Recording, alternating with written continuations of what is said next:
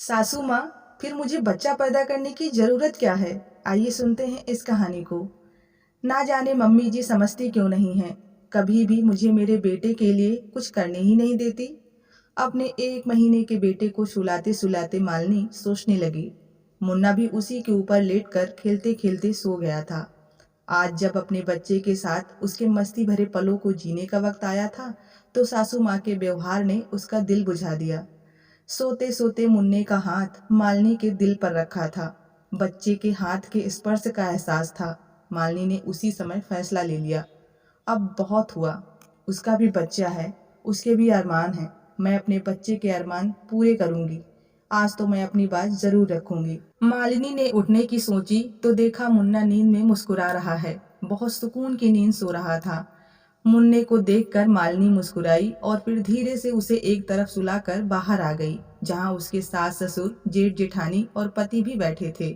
Mummy जी, मुझे मुन्ने के नामकरण पर आयोजन करना है। मैं और केशव चाहते हैं कि मुन्ने का नामकरण संस्कार अच्छे से हो। बहू, तुमने फिर वही जिद शुरू कर दी। मैंने तुमसे कहा था ना कि कोई जरूरत नहीं है कि बार बार घर में फंक्शन हो। जब बड़ी बहू का बेटा हुआ था तब हमने बड़ा फंक्शन किया ही था। अब फिर से इतना बड़ा फंक्शन करेंगे तो लोग बात बनाएंगे कि बार बार फंक्शन कर रहे हैं, और ना ही इतना खर्चा बार बार किया जाता है। पंडित जी आकर हवन कर देंगे बस। हम घर के लोग ही इतने हैं कि फंक्शन से कम नहीं लगता। मम्मी जी, जब जेठानी जी के बेटे का फंक्शन हुआ उस समय मैं और मेरा मुन्ना यहाँ नहीं थे, और जेठानी जी के बेटे के फंक्शन से मेरे बेटे के फंक्शन का क्या मतलब? बहू, तुम भूल रही हो कि दोनों बच्चे एक ही घर के हैं। ये मेरा तुम्हारा क्या लगा रखा है तुमने? फंक्शन करने वाले तब भी हम ही थे और अब भी हम ही हैं। मम्मी जी, आप बार बार जेठानी जी के बेटे को बीच में क्यों लाती हैं? भले ही दोनों आपके पोते हैं, लेकिन हमारा तो यही बच्चा है ना। इसी ने हमें माता पिता बनाया है। अगर मैं इसके लिए कुछ नए कपड़े खिलौने के लिए कहती हूँ तो आप कहती हो कि आदित्य के कपड़े खिलौने रखे हैं, वही ये भी पहन लेगा। मैं ये नहीं कहती कि अपने बड़े भाई के कपड़े पहनने से मेरे मुन्ने को कोई दिक्कत है, लेकिन उसे नया पहनाने का मेरा भी तो मन करता है। और फिर इतने सालों में रखे वो कपड़े कितने खराब हो गए हैं, खिलौने भी टूट गए हैं। अगर बच्चे के लिए कुछ सामान नया आ जाएगा तो इसमें क्या परेशानी है? बहू, जब सब सामान हमने संभाल कर रखा है तो नया खरीदने की क्या जरूरत है? इतनी जगह कहाँ है घर में? कहाँ रखा जाएगा इतना सामान? मम्मी जी, मैंने नहीं कहा था कि आप लोग वो सब सामान संभाल कर रखो। अगर सब कुछ आपको जेठानी जी के बच्चे के लिए ही करना था तो हमें बच्चा पैदा करने की क्या जरूरत थी? एक बच्चा घर में था तो सही, क्या जरूरत दूसरे बच्चे की?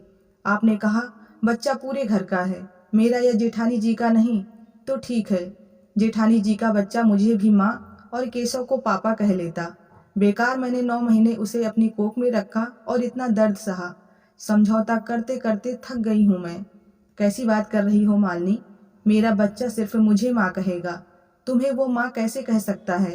कहते हुए जेठानी ने अपने बेटे को खींचकर अपनी गोद में बैठा लिया।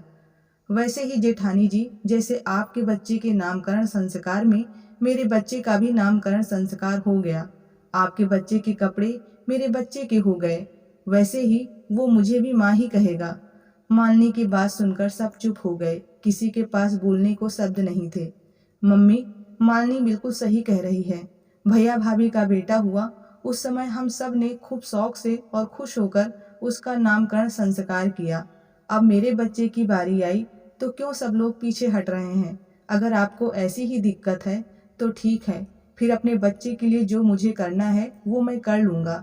मुझे किसी की ज़रूरत नहीं। मालिनी के तर्क से केशव के अंदर भी बोलने की हिम्मत आ गई थी। अब तो सासू माँ कुछ बोल ही नहीं सकती थी। अब फंक्शन के लिए उनकी इजाज़त नहीं लेनी थी, केवल उन्हें बताना था कि नामकरण संस्कार कब होगा। मालिनी ने भी मुन्ने के कपड़ों से पुराने कपड़े अलग कर दिए। बहुत दिन हो गए उसे पुराने कपड़े पहनते हुए। अब एक माँ का दिल बोल ही उठा था।